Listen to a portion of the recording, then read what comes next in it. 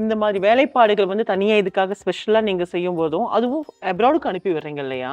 So எப்படி இது உருவாக்கப்படுது ஆக்சுவலா? எவ்ளோ மாதங்கள் ஆகும்? என்ன சிறப்பம்சம்? சிறப்பு அம்சம் அப்படிங்கிறது பல வகையாக இதில் இருக்குது. ஒன்று வந்து அந்த குறிப்பிட்ட விமானத்தை வடிவமைக்கிறதுக்கு உரிய சிற்பிகள் வந்து நிறையவே அற்று போயிட்டு இருக்கிறாங்க, இல்லாமல். இல்லாம இருக்காங்க. அப்போது அந்த ஒரு இடத்துல நம்ம தேசத்தில் மாத்திரமே இருக்கக்கூடிய வல்லுநர்களை வச்சு தான் இதை வடிவமைக்க முடியுது. அத்தனை பேரையும் அவ்வளோ கடல் கடந்து தூர தேசத்துக்கு அழைச்சிட்டு போகிறதுங்கிறது சாத்தியம் இல்லாத ஒரு விஷயம்.